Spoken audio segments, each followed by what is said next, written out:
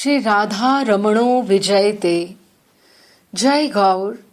श्री अतुल कृष्ण गोस्वामी जी महाराज चरित्र चिंतन भाग 4। महाराज श्री को सरस्वती के साथ लक्ष्मी की संपृक्ति का अद्भुत सौभाग्य जीवन भर प्राप्त हुआ, परंतु जीवन के चतुर्थ आश्रम संन्यास में प्रवेश करके उन्होंने अपने मन से वैभव का त्याग कर अकिंचनता का वर्ण किया।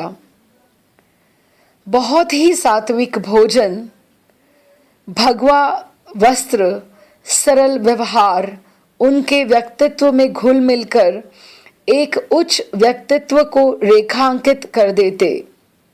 जिन व्यक्तियों को महाराज श्री के दूर से भी दर्शन का सुयोग मिला, वे उनके व्यक्तित्व की गरिमा से अवश्य प्रभावित हुए।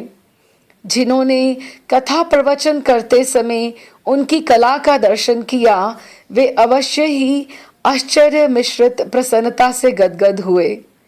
मंच पर विद्वता और प्रवचन कला, घर पर स्नेह सिक्त मधुर व्यवहार उनके व्यक्तित्व की चुंबकीय शक्ति थी, जो प्रत्येक सहृदय व्यक्ति और शिष्य भक्त समुदाय को निरंतर आकर्षित करती रहती। प्रत्येक व्यक्तित्व के दो पक्ष होते हैं, बाह्य और आंतरिक। बाह्य रूपों में शरीर अवयवों की सुघड़ता, वस्त्र आभूषण आदि की विशिष्टता प्रमुख है, तो आंतरिक पक्ष में आचरण, व्यवहार तथा विचार प्रमुखता से आते हैं। असलियत में मनुष्य का व्यक्तित्व विचारों से ही बनता है। सुंदर विचारों के द्वारा व्यक्तित्व का सौष्ठव निखरता चला जाता है। उसकी गुणवत्ता भी विचारों पर निर्भर करती है। वैदिक ऋषियों ने अपने मन में शिव संकल्प होने की बार बार प्रार्थना की है। मन में उत्पन्न अच्छे विचार वाणी के माध्यम से ही निकलते हैं, और मन के अनुसार वाणी उसी तरह कार्य करती है जिस तरह अनुकूल पति की अनुकूल पत्नी करती है। महाराज की वाणी में उच्च विचार अपनी स्वाभाविक स्पष्टता के साथ व्यवहारित होते।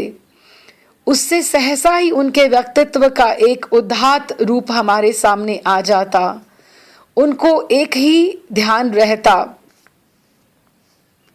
जैसा कि हम समझ सकते हैं, महाराज श्री की ही लिखी एक प्रार्थना का एक अंश उनके आंतरिक विचारों की ओर हमारा ध्यान ले जाता है।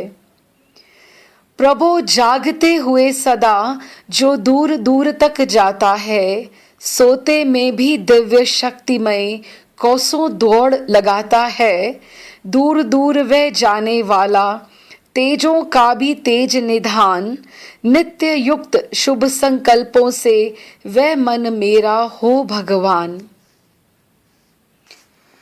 अभी हम महाराज श्री की कृतियों के बारे में कुछ चर्चा करेंगे, जिनमें से कुछ साहित्य प्रकाशित है तो कुछ अप्रकाशित भी। पहली उनकी कृति है निमाई। महाराज श्री की आरंभ की रचनाओं में से एक रचना निमाई शीर्षक से प्रकाशित हुई। चैतन्य महाप्रभु का बचपन का नाम निमाई था। उन्हीं से संबंध रखने वाली एक कविता लिखने का प्रयास करने का क्रम बढ़ते बढ़ते पुस्तक का आकार हो गया। संप्रति जो रचना प्रकाशित हुई वह 2 सर्गों की काव्य कृति है। उसमें 446 छंद हैं। इसमें चैतन्य महाप्रभु की लीलाएं बड़े विस्तार से वर्णित हुई हैं। निमाई का शाब्दिक अर्थ है नीम की तरह का, अर्थात जो यम को नीम की तरह कड़वा लगे वह निमाई। ये चैतन्य महाप्रभु की माता द्वारा मातृ स्नेहवश रखा गया नाम था। निमाई रचना में चैतन्य महाप्रभु के जीवन के पूर्व अंश का ही लीलामय चित्रण है, इसलिए निमाई नाम रखना बड़ा सार्थक प्रतीत होता है। ये एक वर्णनात्मक काव्य कृति है। इसकी रचना पुस्तक की भूमिका के आधार पर सन 1942 में हो चुकी थी, यानी ये एक तरह से युवा कवि की रचना है। इस काव्य कृति में चैतन्य महाप्रभु की जन्मभूमि बंगाल के नदिया स्थान का बड़ा प्रशंसापूर्वक और कलात्मक वर्णन किया गया है। अब से लगभग 500 वर्ष पूर्व सन 1486 में फागुन मास की पूर्णिमा को नदिया के श्री जगन्नाथ मिश्र और शची के यहाँ पुत्र रूप में महाप्रभु अवतरित हुए। उस समय नदिया में एक अपूर्व उत्साह भर गया और दीपावली पर्व जैसा आयोजन किया गया। जगन्नाथ मिश्र के यहाँ 8 कन्याओं के जन्म और मृत्यु को प्राप्त होने के पश्चात एक पुत्र श्री विश्वरूप का जन्म हुआ और विश्वरूप जी के जन्म के लगभग 8 वर्ष पश्चात चैतन्य का आविर्भाव हुआ। आपने गौरांग लीला स्थली को विशेष उद्धारिणी बताते हुए लिखा है। आइए निमाई ग्रंथ का कुछ अंश श्रवण करें। धन्यादीप पुनीत धन्य धरणी धन्य आति धन्या शची बाला धन्य किशोर धन्य पुर के वासी सभी धन्य हैं। गौरांग गौद्रव देश धन्य जंग में गौरांग लीला स्थली प्रेमानंद पयोधि पुण्य लहरी है विश्व उधारिणी। इस रचना की प्रशंसा महाकवि पंडित अनूप शर्मा, प्रोफेसर गंगा शरण, श्री चैतन्य कृष्ण गोस्वामी, स्वामी परिपूर्णानंद आदि ने मुक्त कंठ से की। इस संदर्भ में सबसे महत्वपूर्ण धन्यवाद और आशीष भरा अभिमत श्रीमन माधव गौड़ेश्वर आचार्य श्रीमद मदन मोहन गोस्वामी का है। भक्ति सदन वृंदावन से लिखा गया उनका अभिमत संस्कृत भाषा में था, जिसका हम उल्लेख हिंदी में करते हैं। अर्थात आपके द्वारा लिखे गए निमाई नामक खंड काव्य को देखकर और उसकी पर्यालोचना करके मुझे अतीव प्रसन्नता हुई है। इस तरह का काव्य साहित्य में आज तक दिखलाई नहीं दिया। इसमें संदेह नहीं है कि पतित पावन अवतार श्री कृष्ण चैतन्य देव की लीला के रहस्य को प्रकाशित करने वाला सुंदर सरस मधुर भाषा में लिखा काव्य चैतन्य लीला के इच्छुक जनों का महान उपकार करेगा, मेरा ऐसा दृढ़ विश्वास है। इसके लिए मैं लेखक महोदय को धन्यवाद और आशीर्वाद देता हूँ। काव्य रसज्ञ लोगों को ये काव्य अवश्य ही देखना और पढ़ना चाहिए। इसके पश्चात हम उनकी दूसरी कृति मेरे चरण की ओर बढ़ते हैं। विवेचक कवि श्री अतुल कृष्ण गोस्वामी जी की दूसरी रचना मेरे चरण है, जो गद्य पद्य मिश्रित हैं। निमाई के पश्चात लिखी गई इस रचना में 25 गीत हैं। इसकी भूमिका गीतों के मर्म को समझने के लिए 27 पृष्ठों में दी गई है। मेरे चरण में संकलित गीतों की रचना सन 1943 में हुई थी, परंतु उसका प्रकाशन 1947 में हुआ। इन गीतों की भावधारा युवावस्था के कवि के अनुकूल भौतिक प्रेम और सौंदर्य की आकुलता को प्रकट करने वाली लगती है, परंतु इसका मर्म इतना साधारण नहीं है। रचना की भूमिका में दिया गया मंतव्य गीतिकार के दृष्टिकोण को समझने की दूसरी दृष्टि भी देता है। उनका कहना है, मेरे चरण के गीत साधक की कल्पना रात्रि का स्वप्न है अथवा उषाकालीन आनंद समाधि के निरभ्र उच्छ्वास स्पष्ट करना प्रायः कठिन है। आइए कुछ अंश मेरे चरण से।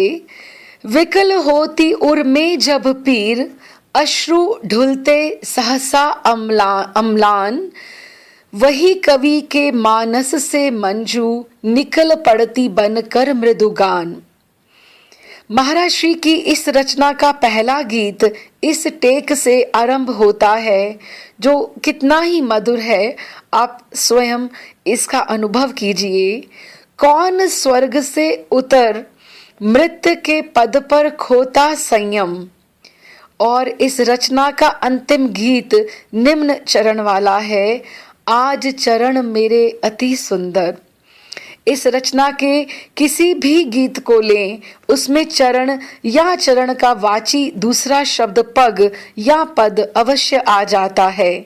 कविताओं के भाव प्रेम, श्रृंगार और प्रकृति पूरक है और उनकी अभिव्यक्ति संयत भाषा में हुई है। प्रेम के साथ में जहाँ संयोग है वहाँ विप्रलंब भी रहता है। बल्कि कहा तो ये जाता है कि विरह के बिना प्रेम परिपुष्ट नहीं होता। महर्षि लिखते हैं, भर लाया मधुमास हास में मिलन मनोरथ, पलकों पर मृदु जाल बुन रहा लुक छिप मनमथ। प्रिय मंदिर पथ दूर मिलन प्रति प्राण उमंगित, विश्वासों के गीत चरण रेखा पर अंकित। एक अन्य तथ्य है कि महर्षि ने इन गीतों में लौकिक प्रेम की अनुभूति को लेकर परम प्रिय के ठाकुर के प्रेम की ओर इंगित किया गया है। मेरे चरण रचना के अंत में लिखा है, पंकिल पद के हेतु खुला नव, प्रिय का मौक्तिक मानस मंदिर। इस प्रकार पता चलता है कि महर्षि की अनुभूति में परम प्रभु की ओर उन्मुख होने की दृष्टि जीवन के प्रारंभ से ही रही है। ये काव्य कृति उन्होंने 21 वर्ष की अवस्था में लिखी। युवा काल की कृति के भावों की छवि इस बात का आभास देती है कि उन्होंने जो परंपरागत भगवद अनुराग के तत्व पाए थे वे तब उस समय बीज रूप में थे, जिनका प्रस्फुटन समय पर होना था और हुआ भी। तद उपरांत महर्षि उसी पथ पर निरंतर प्रगतिशील हुए। कथा प्रवचन की धारा का पर्यावसान ईश्वर अनुराग का द्योतक और सबल हुआ। पर अगर हम अपने शिष्य के दृष्टिकोण से महर्षि के चरण दर्शन करें तो उनकी महिमा गरिमा हमारे लिए कितनी बड़ी है, पर महर्षि को उसका आभास शायद अपने छात्र काल में ही हो गया था। ये कितनी सुंदर बात है। विवेच्य कवि श्री अतुल कृष्ण गोस्वामी जी की एक अत्यंत प्रौढ़ कृति नारी है। इस रचना के माध्यम से एक और तो उनका वैदुष्य प्रस्फुटित हुआ है और दूसरी ओर उनकी काव्यत्व संबंधिनी सुरुचि संपन्नता, विद्वता और काव्य प्रतिभा का ऐसा मणि कांचन संयोग सामान्यतः विरल ही होता है। इस रचना का प्रकाशन अक्षय तृतीया के अवसर पर सन 1957 में वृंदावन में हुआ। 316 पृष्ठ की नारी कृति में व्यक्तिगत, सामाजिक, दार्शनिक, आध्यात्मिक, कलात्मक एवं व्यवहारिक स्वरूपों में नारी के स्वरूप का दिग्दर्शन कराया गया। नारी के स्थूल नाम रूपात्मक जगत संबंधों में अनुस्यूत नारी भाव की मनोवैज्ञानिक परख ऐसी पावन पयस्वनी है जिसका अवगाहन सहज ही सहृदय आह्लादकारी है। अनेक सुधी पाठकों ने इस रचना के वैशिष्ट्य को अनेक प्रकार से अभिलक्षित किया। उत्तर प्रदेश सरकार ने तो नारी पुस्तक को पुरस्कृत करके रचनाकार का ही नहीं वरना हिंदी भाषा और हिंदी के कवि को प्रमाण पुष्ट सम्मान प्रदान किया। ये तो बात सब शिष्य परिकर को मेरे विचार में स्पष्ट होगी जो महर्षि के दर्शन उनकी भजन स्थली पर करने जाते रहे होंगे कि आप कभी भी चले जाइए, उनकी दोपहर हो या संध्या, सदा महर्षि अतिशय अपनत्व और स्नेह से ही मिलते और उनके चरणों के पास 5-10 मिनट भी बैठकर ऐसे लगता जैसे वे एक एक वाक्य में कितनी ही गहरी, अनुभवी और रसपूर्ण बात कह गए हों। वो 10 मिनट भी किसी कथा प्रवचन से कम नहीं होते।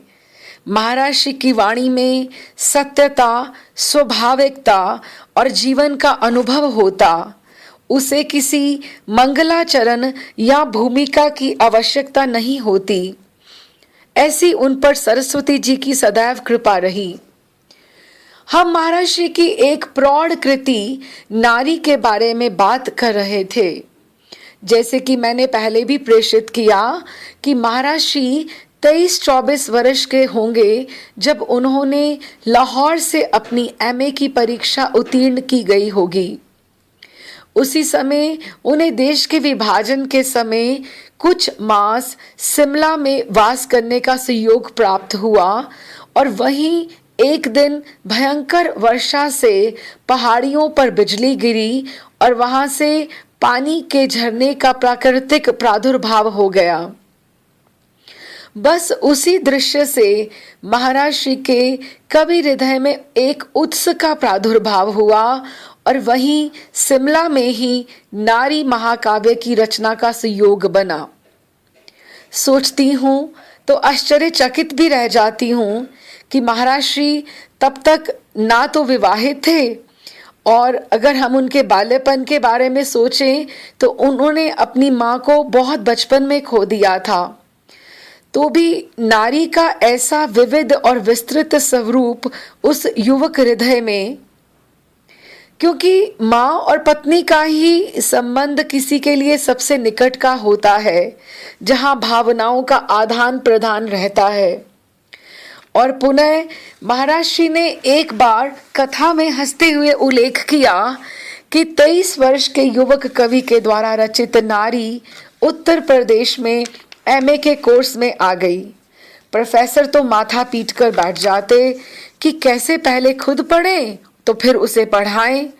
यही नहीं, नारी महाकाव्य जो राज्य के द्वारा पुरस्कृत रचना थी, उस पर छात्रों ने रोष भी प्रकट किया कि उसे एमए के कोर्स से निकाल दिया जाए, और जो छात्र नारी पर एमए के पश्चात पीएचडी करते उन्हें अतिशय सम्मान की दृष्टि से भी देखा जाता।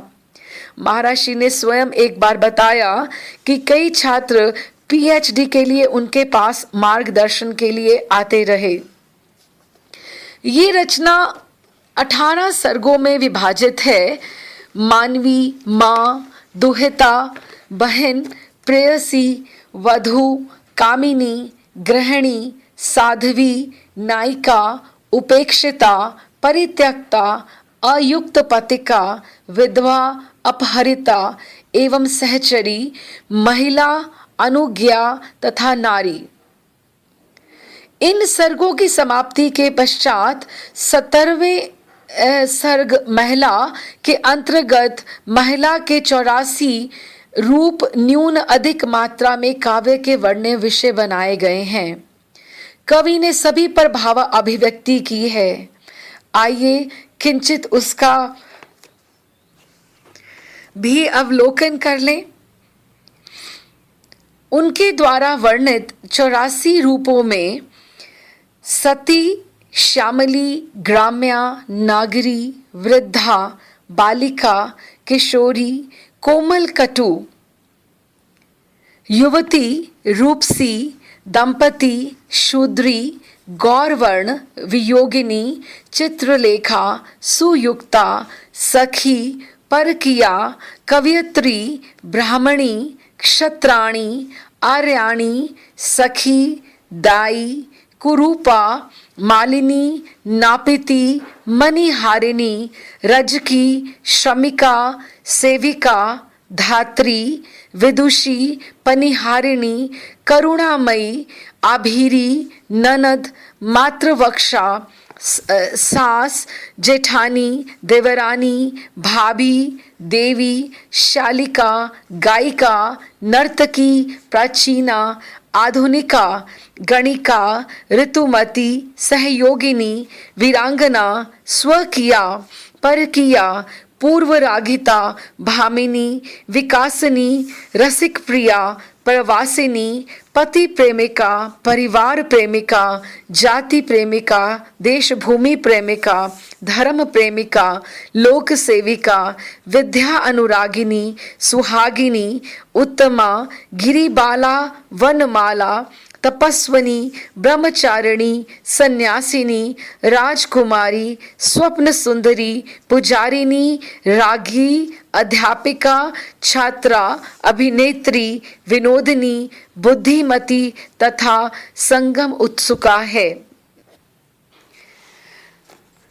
अभी आप समझिए कि महाराष्ट्र के कवि हृदय ने कैसे इस सब विस्तृत नायिकाओं के भावों की रूपरेखा को शब्दों में बांधा होगा। ये सब बहुत प्रशंसनीय है। नारी नाम से प्रकाशित इस रचना में कोई कथा नहीं है। उसका वर्ण्य विषय किसी प्रबंधात्मक आख्यान अथवा उसका कोई अंश उपांश या सार संक्षेप नहीं है। इसमें केवल नारी भाव है। नारी के विभिन्न स्वरूपों के काव्यमय अंकन ने रचना को सहज ही उस रूप में प्रस्तुत कर दिया है कि पाठक का मन उसमें लीन हो जाता है। कवि की दृष्टि में नारियां मानवीय रूप में अवतरित दिव्य शक्तियां ही हैं और लोक में राधा, सीता आदि के रूप में पूजित एवं अर्चित हुई हैं।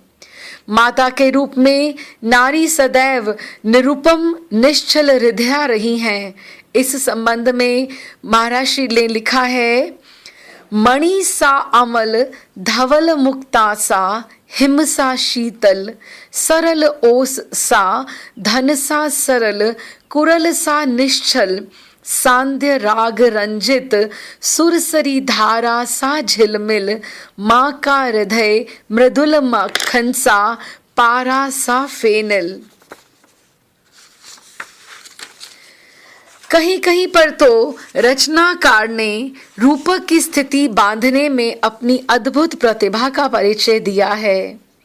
नारी के आदर्श पत्नी रूप में गृहस्थ की सार्थकता बतलाते हुए कविवर कहते हैं, धर्म अतिथि सेवा तुरंग द्वय, दान मान दृढ़ दिव्य कषा है, सदाचरण उपकरण राजपथ, गृहजन पोषण परम दिशा है, ये गृहस्थ रथ सख्य सारथी, श्रद्धा गति ध्वज त्याग पुरा है, रथ के दो पहिए नर नारी, प्रेम ज्योत कर्तव्य धुरा है। इसी में गृहस्थ की सार्थकता है।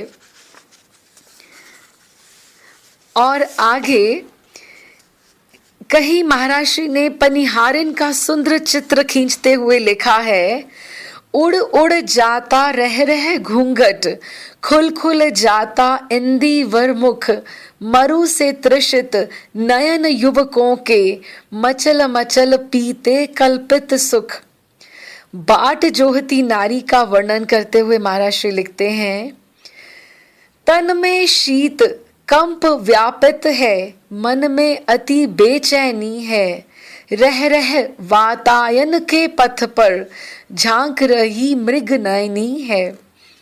इस प्रकार कहा जा सकता है कि नारी रचना भारतीय संस्कृति की दृष्टि से एक अतिशय गौरवपूर्ण कृति है। उसमें युगीन परिवेश यानी वृंदावन के आसपास का वातावरण भी जाने अनजाने ही आ गया है। वृंदावन के वन, निकुंज, कुंज और कूल के रमणीय संकेत उसे और मधुर बनाने में सक्षम है। मूल चेतना नारी संबंधिनी विविधतामयी एक दृष्टि है, जिसे रचनाकार ने अनेक संदर्भों में देखा और परखा है और अपनी अभिव्यक्तियों के माध्यम से नारी को गौरव दिलाया है। महर्षि की विद्वता की वह मुझे पराकाष्ठा अनुभव होती है कि एक भावुक रसिक सुकुमार हृदय से उन्होंने नारी के विस्तृत रूपों को, उनके चरित्र को मात्र समझा ही नहीं, बल्कि अपनी कथा में आध्यात्मिक स्तर पर एक भक्त हृदय से जब विभिन्न सखियों, गोपियों, नायिका भेद का उल्लेख आया तो उन्होंने अपनी अद्भुत शैली में उनका वर्णन भी मुक्त हृदय से किया। हम उनके द्वारा रचित नारी महाकाव्य को यहाँ प्रणाम करते हुए उनकी अगली कृति की ओर बढ़ते हैं, और वो है श्री चैतन्य चरितामृत काव्य अनुवाद। संस्कृत और बंगला भाषा के अन्यतम विद्वान श्री कृष्णदास गोस्वामी प्रख्यात कवि थे, जिन्होंने श्री चैतन्य महाप्रभु के चरित्र का काव्यमय अभिव्यंजन किया है। महाराज श्री ने बंग भाषा में रचित इस महान ग्रंथ का खड़ी बोली हिंदी में काव्य अनुवाद किया है। काव्य में अनुवाद बड़ी ही कुशलता की अपेक्षा रखता है। फिर इस रचना में जिस दार्शनिक महत्ता को अंकित किया गया है, उसकी चेतना को सुरक्षित रखकर काव्य का अनुवाद तो और भी दुष्कर कार्य है। सम आदरणीय श्री विश्वंभर गोस्वामी जी ने इस ग्रंथ के संबंध में कहा है, श्री चैतन्य चरितामृत में जीवन लीलाओं के वर्णन की अपेक्षा दार्शनिक सिद्धांतों का विशेष रूप में वर्णन है। महाराज श्री ने अथक परिश्रम करके इस अद्भुत ग्रंथ का खड़ी बोली में अनुवाद करके हिंदी प्रेमी वैष्णव भक्तों का महान उपकार किया है। इस ग्रंथ के आदि, मध्य एवं अंत्य लीला के रूप में 3 खंड हैं और 62 परिच्छेद हैं। महाराज श्री ने तीनों लीलाओं का अनुवाद प्रकाशित कराया है। इस तरह संपूर्ण श्री चैतन्य चरितामृत का किया गया काव्य अनुवाद 816 पृष्ठों में पूरा हुआ है। महाराज श्री के इस श्रम साध्य काव्य अनुवाद कार्य की विद्वानों ने भूरी भूरी प्रशंसा की। सबसे बड़ी बात यह है कि बंगला भाषा में रचित श्री कृष्णदास कविराज जी के भावों की पूर्णतः रक्षा की गई है। इस संबंध में अपना अभिमत देते हुए काव्य अनुवाद की भूमिका में 2 शब्द शीर्षक के अंतर्गत श्री गौर कृष्ण गोस्वामी शास्त्री काव्य पुराण दर्शन तीर्थ जी ने लिखा है, आचार्य श्री अतुल कृष्ण गोस्वामी जी भारत के ख्याति प्राप्त अन्यतम वक्ता ही नहीं अपितु सत साहित्य के लब्ध एवं प्रतिष्ठ लेखक एवं काव्यकार हैं, जिन्होंने अपनी काव्यगत भाव व्यंजना को प्रांजल, पुष्ट एवं प्रमाणिक रूप में अपनी ही शिवात्मक शैली में ही श्री कृष्णदास कविराज महोदय के भावों को 100% अक्षुण्ण रखते हुए पद्य रूप में प्रणयन कर भारतीय भाषा के भंडार को भरा है। महाप्रभु की परम विरह शक्ति की गंभीरता में रचा गया महाराज श्री के द्वारा अनुवादित ये श्लोक बहुत सुंदर रीति से महाप्रभु का विरह दर्शाता है। मैं पद रता किंकरी वह मम प्राण आधार, चाहे जो व्यवहार करें उनको अधिकार, परिश्वंग दर्शना अभाव में या संघार, गिला न लंपट करें अन्यत्र विहार।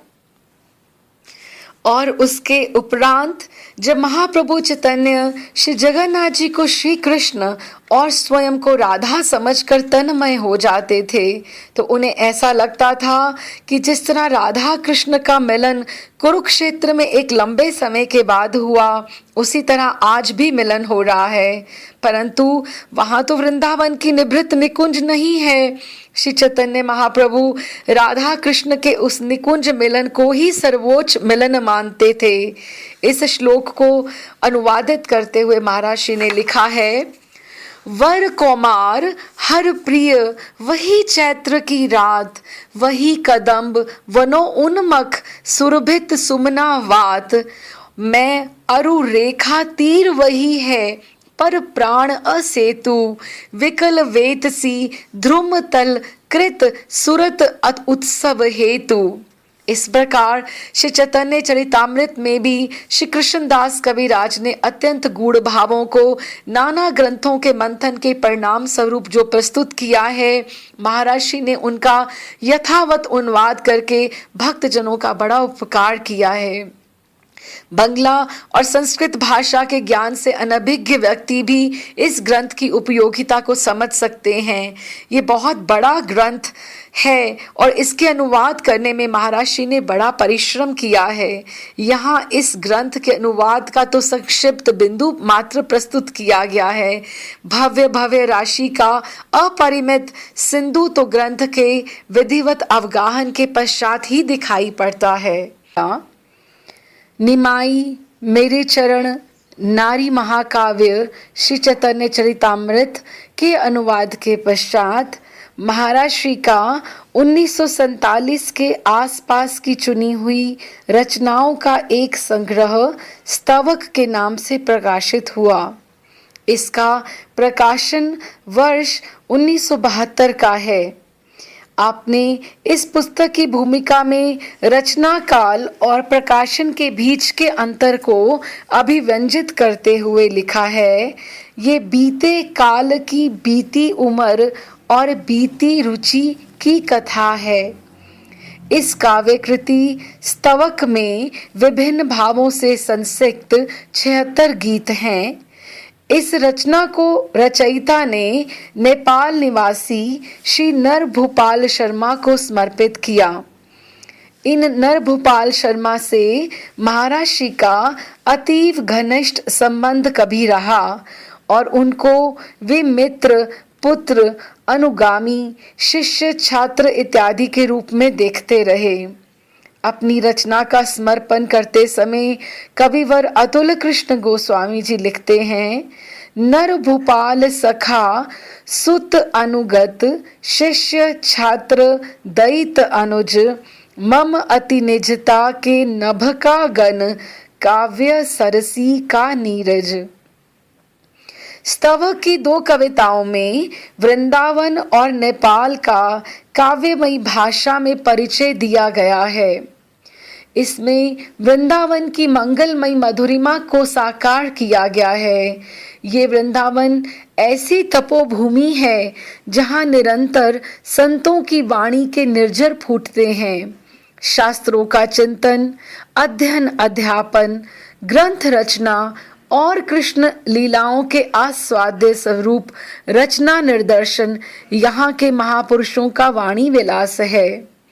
अनेक आश्रम, सत्संग भवन राधा कृष्ण के सुधारस की वर्षा करते दिखलाई पड़ते हैं।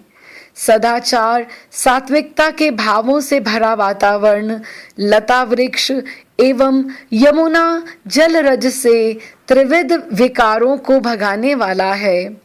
सेवा कुंज, वेणुवट, निधिवन, मधुवन, कुंज गली, कालियादह, रमन रेती एवं स्थान स्थान पर भगवान श्री कृष्ण की लीलाओं के रास मंडल बने हुए हैं। कवि के सुमधुर शब्दों में सेवा कुंज, वेणुवट, निधिवन, कुंज गली, कालियादह, मधुवन, पुलिन, रमन रेती, रास स्थल, जय वृंदावन चिर बजते तुल, कृष्ण वेणु राधा की पायल, सदा यहाँ मंगल ही मंगल, सदा यहाँ मंगल ही मंगल। स्व अनुभूति नामक कविता में महर्षि ने नेपाल देश के वैशिष्ट्य को उजागर किया है। भारत का नेपाल देश से सांस्कृतिक संबंध अतीव काल से रहा है। नेपाल में जनक का स्थान जनकपुर और गौतम बुद्ध का स्थान कपिलवस्तु है। दोनों ही लोक के मस्तक की मणियां हैं। परम धाम है जहाँ जनकपुर, कपिलवस्तु है लोक भाल मणि। इस देश में सीता, मैत्रेयी एवं गार्गी जैसी स्त्रियां तथा जनक, याज्ञवल्क्य, गौतम, शतानंद एवं सिद्धार्थ जैसे महान पुरुष हुए हैं। भारत के साथ नेपाल देश का आध्यात्मिक संबंध अत्यंत महान है। भारत की विश्वनाथ नगरी काशी और नेपाल के काठमांडू में प्राप्त स्थानगत समानता है। विश्वनाथ भगवान शंकर को जहाँ अनाथों का नाथ काशी में कहा गया है और वहीं काठमांडू में शंकर भगवान को पशुपतिनाथ से संबोधित किया गया है, क्योंकि दोनों देशों को सनाथ करने वाले भगवान शंकर ही हैं। स्तवक रचना में कवि महोदय ने नेपाल की प्रशंसा करते हुए लिखा है कि तुम्हारी नदी पत्थर के भगवान को लुटाती रहती है। पत्थर से महर्षि का आशय शालिग्राम जी से है। पत्थर के भगवान लुटाती नदी तुम्हारी अपने घर पर। इसी प्रसंग में वे आगे लिखते हैं, मुक्ति नाथ की धरा गंड की शालग्राम उगलती अविरल, यहाँ वृक्ष वृंतों में मंडित रुद्राक्षों के स्तवक अनर्गल। नेपाल और भारत के सांस्कृतिक सामंजस्य और संबंध के प्रसंग में दोनों देशों की मैत्री की दृढ़ता और निरंतरता की मंगल कामना गाई गई है। जय जय नेपाल देश, जय जय भारत स्वदेश। इस स्तवक नामक रचना में समय समय पर लिखी गई कविताओं का संकलन है। ये कविताओं का स्तवक अर्थात गुच्छा है। स्तवक में फूल एक साथ मिले हुए रहते हैं। सारी कविताओं का एक जगह संकलन एक स्तवक है। इस संकलन की 76 कविताओं में कई कविताएं अलग छवि की हैं। जैसे बापू की अंतिम झांकी में महात्मा गांधी के अवसान के समय का भावपूर्ण चित्रण 100 छंदों में किया गया है। बापू जी के उज्जवल चरित्र को संक्षिप्त किंतु सार गर्भित शब्दों में बड़ी कुशलता से चित्रित किया गया है। बापू का जीवन था जग में चलता फिरता दर्पण, उज्जवल था जिसके अंतर में मानवता का कण कण। भारत का सर्वांग चित्र, संस्कृति तीनों विस्तृत युग, जीवन का संपूर्ण रूप रस हो उठता था जगमग।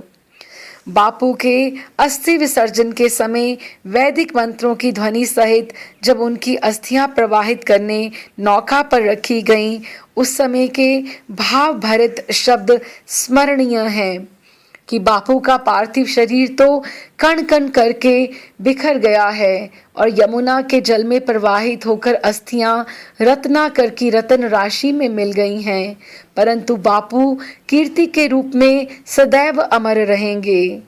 बापू की काया का अब तो बिखर गया है कण कण, किंतु कीर्ति का बना कलेवर अखिल विश्व का तृण तृण।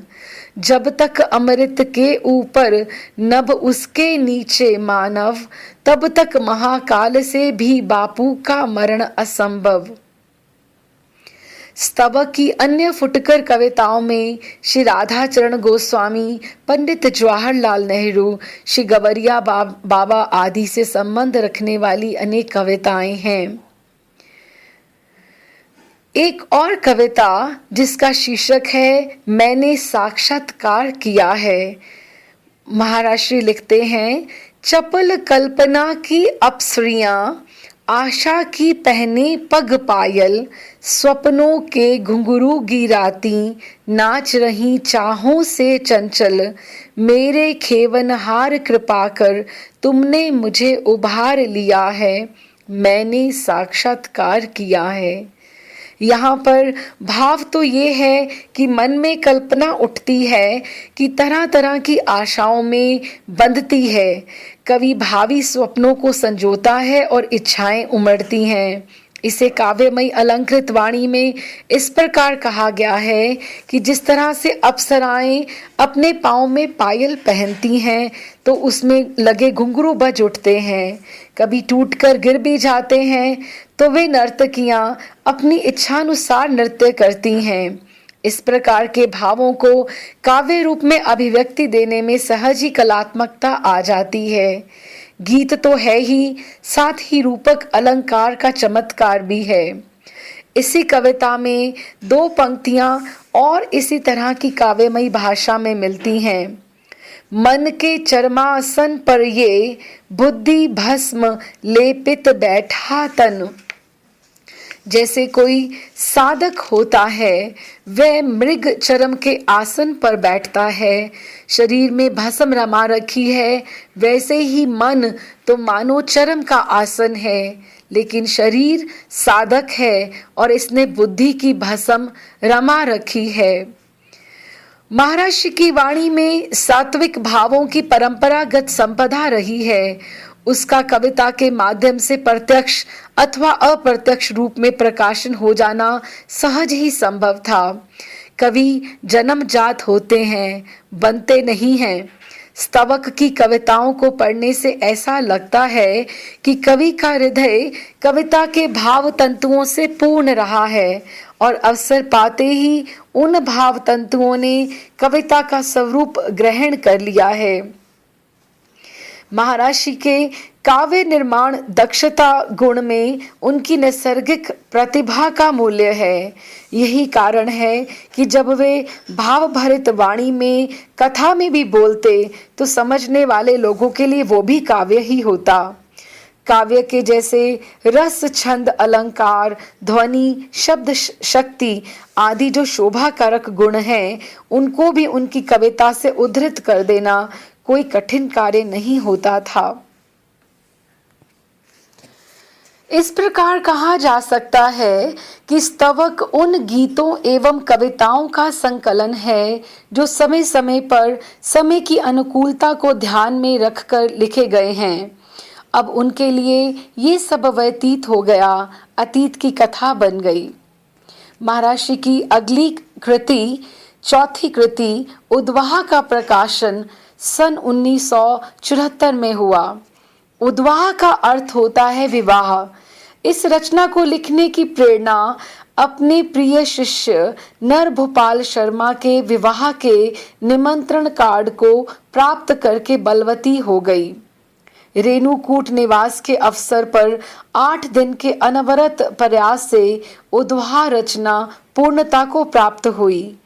यद्यपि ये रचना व्यक्तिगत संबंध पर आधारित है, परंतु इसमें भारतीय संस्कृति और समाज में व्याप्त परंपरा का पूरा प्रतिबिंब देखने को मिलता है।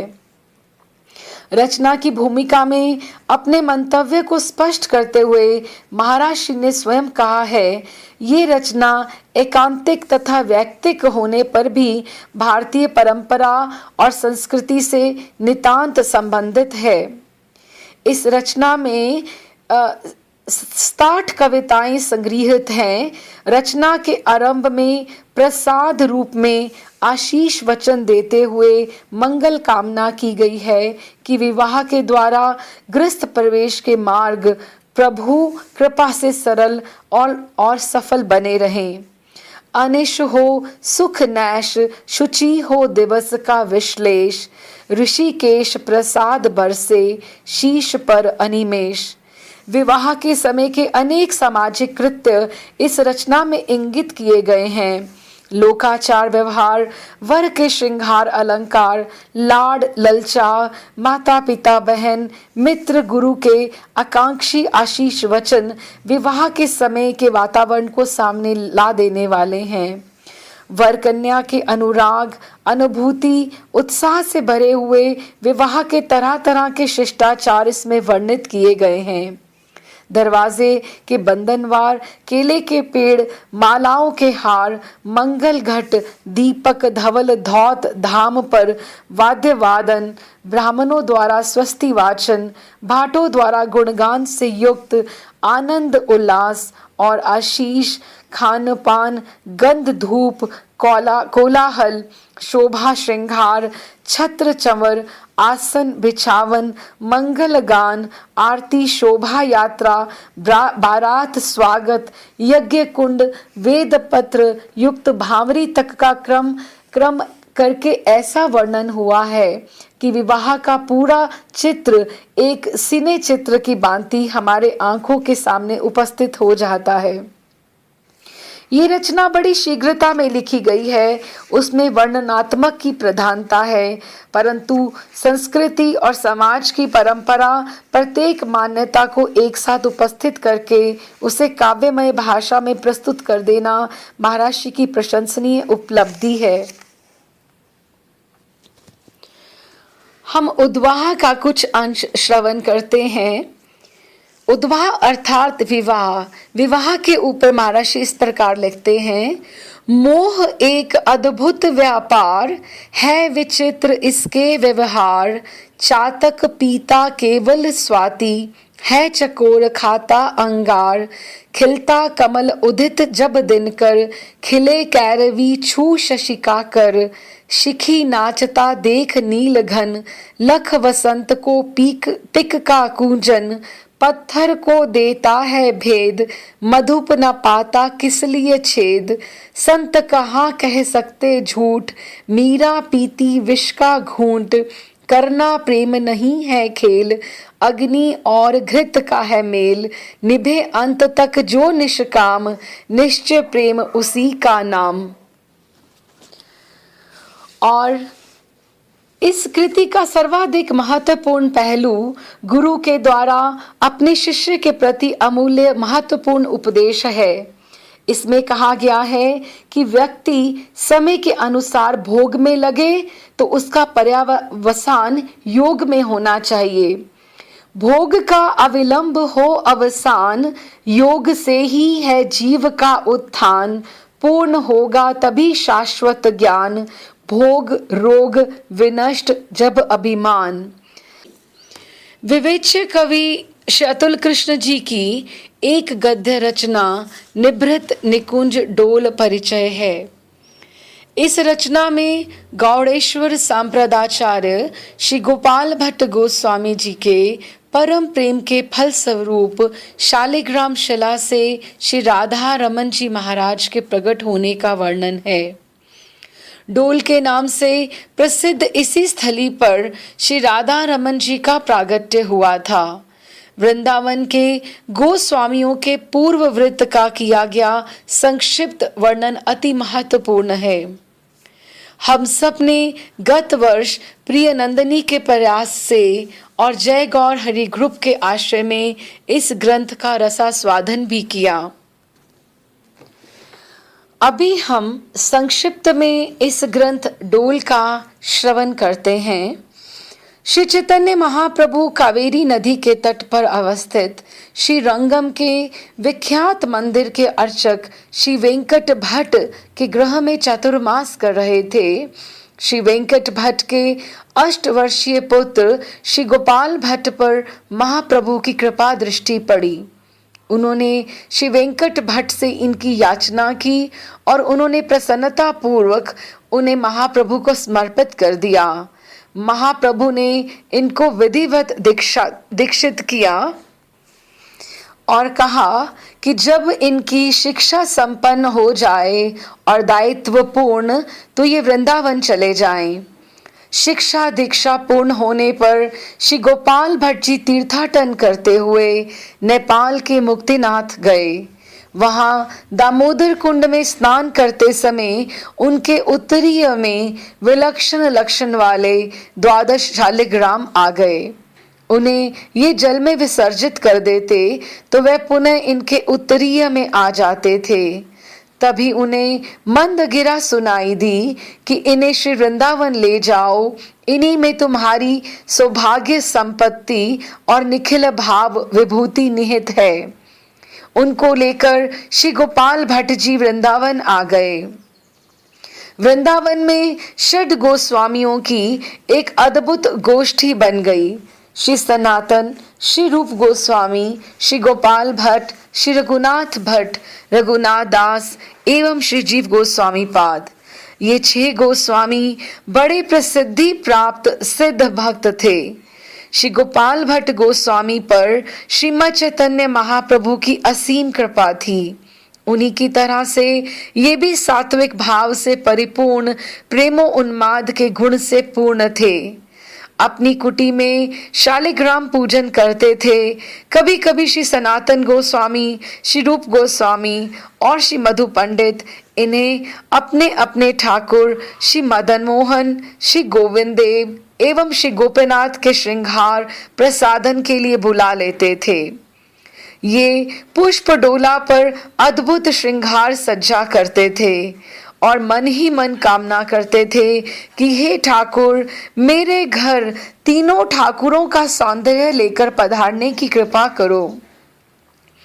एक दिन जगन्नाथपुरी से श्रीमन महाप्रभु का भेजा हुआ एक भक्त आया। छेओ गोस्वामी उस समय इसी डोल में बैठकर महाप्रभु का गुणगान कर रहे थे। इस भक्त ने कहा कि श्रीमन महाप्रभु ने श्री गोपाल भट्ट के लिए निज डोर, कोपीन पट और पट्टा प्रेषित किए हैं। उन्होंने अपनी व्यवहारित वस्तुओं के साथ ये संदेश भी भेजा कि कुछ समय के उपरांत मैं वृंदावन भी आ रहा हूँ। सभी भक्त इस संवाद से प्रसन्न हो गए। श्री गोपाल भट्ट जी ने उन्हें शिरोधार्य कर शालिग्राम के समीप ही सब वस्तुओं को स्थापित कर दिया। ये महाप्रभु की प्रसादी वस्त्र, डोर और पट्टा आज भी वर्तमान है और उनकी पूजा अर्चा होती है और विशेष उत्सवों पर राधा रमन जी मंदिर में इनके दर्शन कराए जाते हैं। लेकिन कुछ समय पश्चात समाचार मिला कि श्रीमन महाप्रभु श्री जगन्नाथ जी के विग्रह में एकाकार हो गए हैं। इससे वैष्णव भक्त बहुत विकल हुए।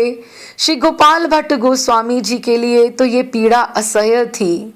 नरसिंह चतुर्दशी पर शालिग्राम पूजन के समय उन्होंने बड़े भावुक होकर विनती की कि वहां तो प्रहलाद की कहने पर खंभे से प्रकट हो गए थे और यहाँ स्वयं का विग्रह शालिग्राम है, तो फिर भी दर्शन क्यों नहीं दे रहे प्रभु। रात्रि में जब वे नींद में थे तो शची नंदन महाप्रभु प्रकट हो गए और अपना हाथ उनके मस्तक पर रखकर बोले, गोपाल सावधान, देखो मैं आ गया हूँ। अब मैं सदा सर्वदा वृंदावन में यहीं तुम्हारे पास रहूंगा। श्री गोपाल भट्ट हर्ष के आंसुओं को पोंछ रहे थे कि प्रभु ने कहा, जरा अपनी शालिग्राम पिटारी तो देखो। देखा तो अत्यंत सुंदर शालिग्राम शिला विदीर्ण होकर युगल अश्लिष्ट रूपमयी हो गई थी। परमानंद में लीन वैष्णव भक्तों के आनंद की सीमा न रही। श्री सनातन गोस्वामी ने कहा कि यहाँ रास लीला के समय भगवान के अंतर्ध्यान हो जाने पर राधा रानी ने हे रमन, हे प्रेष्ठ कहकर अपनी विरह वेदना को व्यक्त किया था। अतः उसी नाम से इस श्री विग्रह का नाम होगा राधा रमन। श्री राधा रमन जी का अभिषेक अर्चन हुआ, एक कलात्मक पुष्प डोला रचा गया, तभी से इस स्थान का नाम डोल हो गया। राधा रमन जी का विग्रह गौड़ीय समाज में बड़ा प्रतिष्ठा प्राप्त बन गया। उनके 3 ठाकुरों का एक संपृक्त रूप उनमें देखा गया। श्री गोविंद देव जी का मुखारविंद, श्री गोपीनाथ जी की कटी और श्री मदन मोहन के चरण वाले इस विग्रह का सौंदर्य अपने आप में विचित्र बन गया। तब से लेकर अद्यावधि वैशाख पूर्णिमा और जन्माष्टमी को राधा रमन जी का अद्भुत अर्चन अभिषेक होता आ रहा है। श्री गोपाल भट्ट गोस्वामी और उनके शिष्य श्री गोपीनाथ दास गोस्वामी अपने बाद श्री राधा रमन जी की सेवा के लिए उपयुक्त उत्तराधिकारी की सोच में थे। तभी वहां नव दंपति दामोदर और उनकी पत्नी सौदामिनी ने पदार्पण किया। ये दामोदर गोस्वामी जी गोपीनाथ दास गोस्वामी जी के छोटे भाई थे। गौड़ ब्राह्मण कुलीन इस दंपति को श्री राधा रमन जी की सेवा का भार सौंपा गया। इन्हें संप्रदाय में दीक्षित करके षड गोस्वामियों का आशीर्वाद दिलाया। श्री राधा रमन जी के विग्रह के पार्श्व में श्री प्रिया जी की भाव अर्चा एक सिंहासन पर, एकादश शालिग्राम पूजा तथा दूसरे पर डोर कोपीन पट और पट्टा पूजा में विराजित किए गए। श्री राधा रमन जी की सेवा के लिए कुछ प्रतिज्ञाएं की गईं। गोस्वामी वंश परंपरा में श्री राधा रमन जी की अंग सेवा और कच्ची रसोई सेवा करने का अधिकार और इस पुत्र संतति ही कर सकेगी। नव आगंतुक कुल वधु को पारिवारिक ज्येष्ठ दीक्षा देगा। यहाँ दत्तक रीति अमान्य होगी। सेवा मर्यादा निकट के उत्तराधिकारी को ही प्राप्त हो सकेगी। श्री भट्ट जी ने वैदिक मंत्रों से अग्नि प्रकट करके स्थापित की थी, उसी की विधिवत रक्षा की जाती है।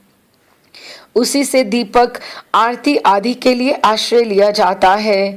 श्री राधा रमन जी के मंदिर में कच्चे गोदुग्ध और कच्चे शाक के अतिरिक्त बाहर की कोई वस्तु प्रयोग में नहीं लाई जाती। भगवान का समस्त भोग यमुना जी के जल से निर्मित किया जाता है। मंदिर का वैभव उत्कृष्ट है। श्री जी के स्वर्ण आभूषण सच्चे नग और रत्नों से युक्त हैं। उत्सव के अनुसार शोभा श्रृंगार होता है।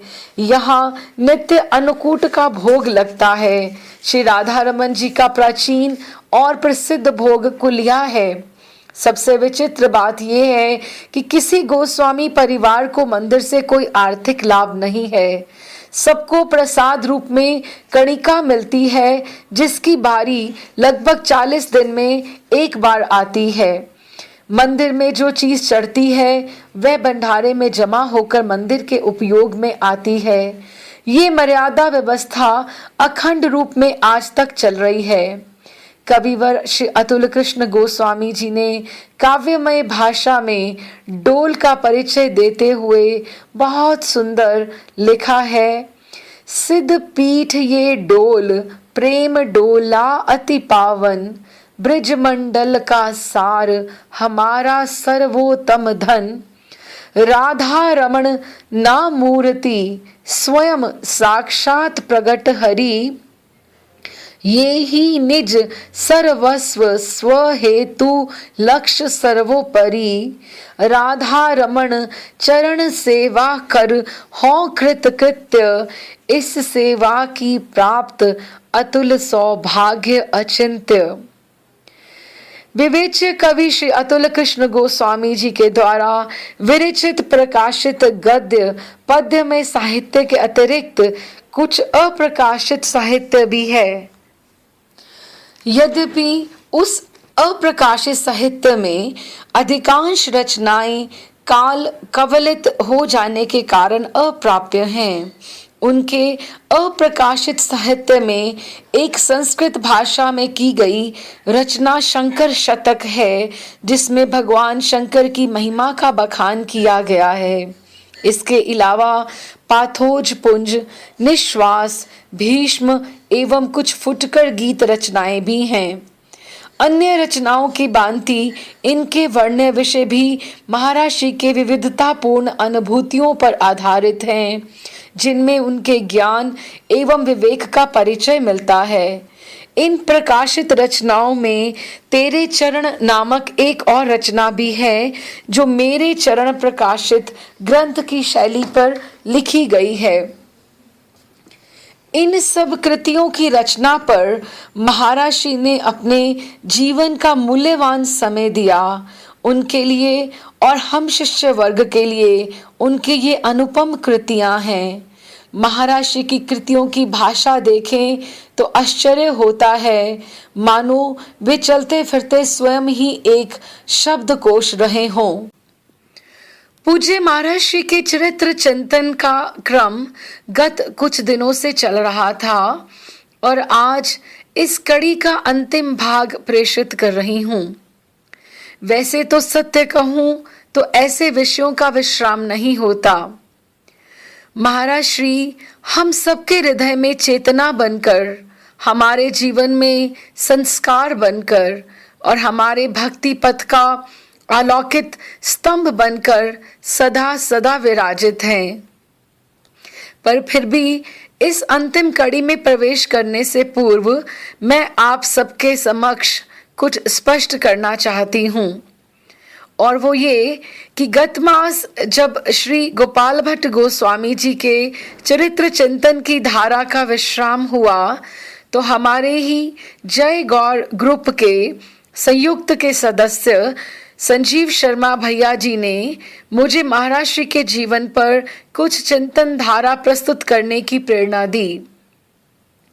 महाराज श्री के विराट व्यक्तित्व को शब्दों की रूपरेखा में बांधना मुझ जैसे के लिए बहुत ही दुष्कर कार्य था, पर संजीव भैया के पुनः आग्रह पर और सदा की तरह राकेश जी और संजय के प्रोत्साहन से मैं इस कार्य में प्रवृत्त हुई। जो कुछ भी विषय अनुसार महाराज श्री की वाणी से उनके हम सबके साथ निजी संबंध और अनुभवों से एवं विशेषतः महाराज श्री की प्रिय शिष्या श्री शांता दीदी की महाराज श्री के आश्रय में ही रचित ग्रंथ श्रेयसी और श्री अतुल निधि के अंकों से जो भी जहां से बटोर पाई सब क्रमवत आप सबके समक्ष प्रस्तुत किया। रंजू दीदी, जिनका दीक्षित नाम साक्षी सखी है, उन्होंने महाराज श्री की कविताओं को सरस स्वर दिया और उनकी हम सब के लिए सरल व्याख्या भी की। उनका बहुत आभार। किसी भी प्रकार की मुझसे त्रुटि हो गई हो या किसी की भी भावनाओं को ठेस पहुंची हो तो मैं क्षमा प्रार्थी हूँ, पर कड़ी दर कड़ी स्वयं ही महाराज श्री ने अपनी चिंतन धारा को विषय भी दिया है और गति भी, और सब बहुत सहज सा प्रतीत होता गया। आइए अब इस भाग 14वें में प्रवेश करते हैं। आज के युग में अगर हम ऐसे संत, ऐसे आचार्य, ऐसे विद्वान, ऐसे गुरु को खोजने पर भी निकलें तो संपूर्ण भारत क्या, विश्व भर में हमें महाराज श्री जैसा कोई दूसरा ना मिले। वे सत्यता में अपने जैसे एक ही रहे, अपने नाम को सार्थक करते हुए अतुलनीय। गुरु शरणानंद जी ने एक बार महाराज श्री के बारे में कहा, महाराज श्री का नाम ही दिव्यता से सुगंधित है। उनके प्रवचन और उनकी काव्य माधुरी परस्पर गुथी हुई चलती। उन्होंने श्रीमद् भागवत को पढ़ा और पढ़ाया ही नहीं बल्कि उसे स्वयं जिया भी। मलुक पीठाधीश्वर देवाचार्य श्री राजेंद्र दास जी ने भी एक बार उल्लेख किया कि श्री अतुल कृष्ण गोस्वामी जी महाराज जी स्फटिक की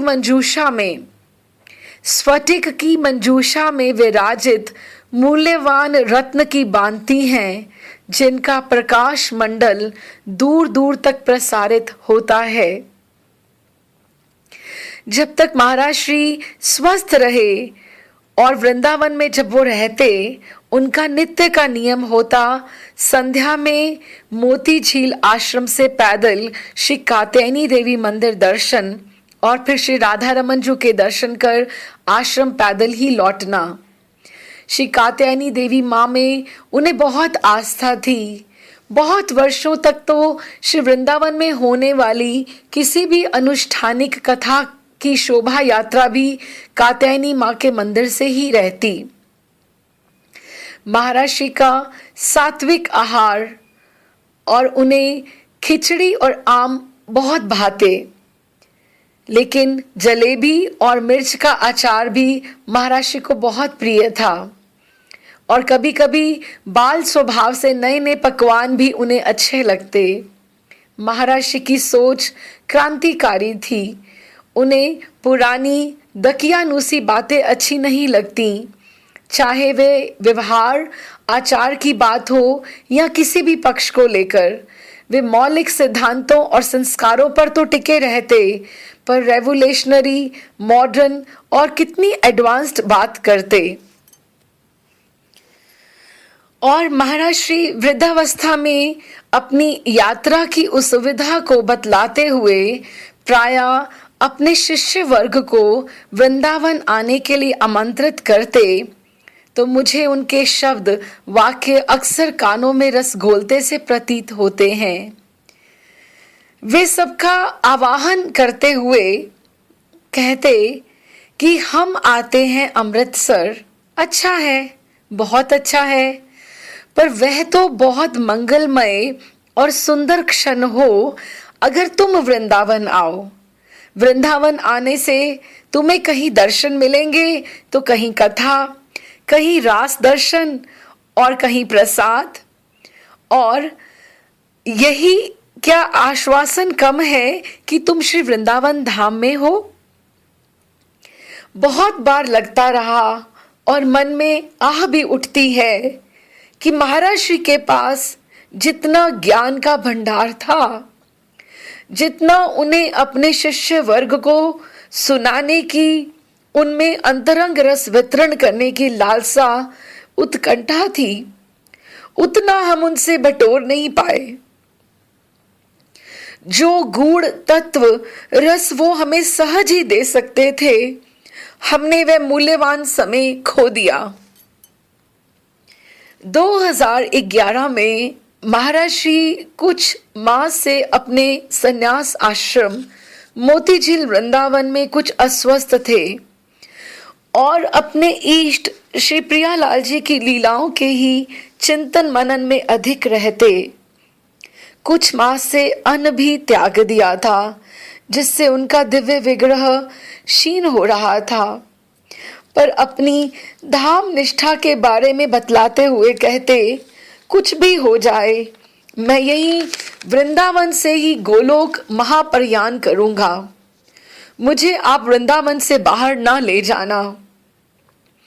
और उसी अस्वस्थता में शनिवार 5 मार्च 2011 को भारतीय समय अनुसार दोपहर 1:30 बजे अपने इष्ट श्री राधा रमन जी का मुख में सुगंधित चरणामृत लेते हुए, श्री राधा रमन जी का चित्र छवि दर्शन करते हुए, 3 बार श्री राधा रमन नाम उच्चारण करते हुए महाराज श्री ने अपने नित्य सिद्ध स्वरूप से श्री राधा रमन जी की निकुंज लीला में प्रवेश किया।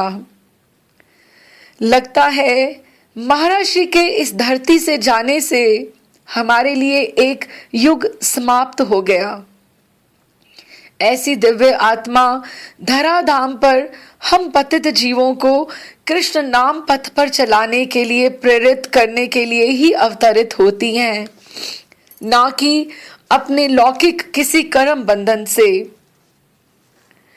महाराज श्री के चरणों में मेरी करबद्ध प्रार्थना है कि जो नाम रस महिमा का पथ उन्होंने हमें दिखलाया, हमें उस पर वे सदैव चलने की क्षमता दें, ताकि हम भी अपने जीवन का श्रेयस और लक्ष्य प्राप्त कर पाएं। हमारे ऊपर उनका वरद हस्त सदैव सदैव बना रहे। श्री राधा रमणाय समर्पणम, श्री राधा रमणाय समर्पणम, श्री राधा रमणाय समर्पणम। श्री राधा रमणो विजयते। जय गौर। श्री अतुल कृष्ण गोस्वामी जी महाराज चरित्र चिंतन भाग 4।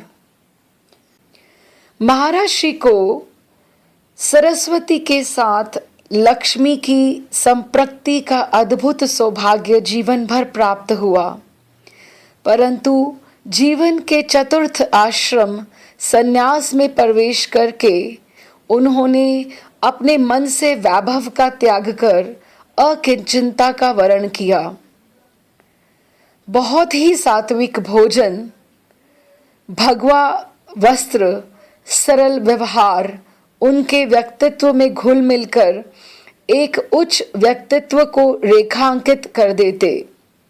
जिन व्यक्तियों को महाराज श्री के दूर से भी दर्शन का सुयोग मिला, वे उनके व्यक्तित्व की गरिमा से अवश्य प्रभावित हुए।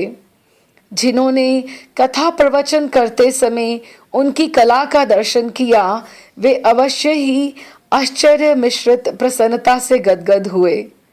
मंच पर विद्वता और प्रवचन कला, घर पर स्नेह सिक्त मधुर व्यवहार उनके व्यक्तित्व की चुंबकीय शक्ति थी, जो प्रत्येक सहृदय व्यक्ति और शिष्य भक्त समुदाय को निरंतर आकर्षित करती रहती। प्रत्येक व्यक्तित्व के 2 पक्ष हो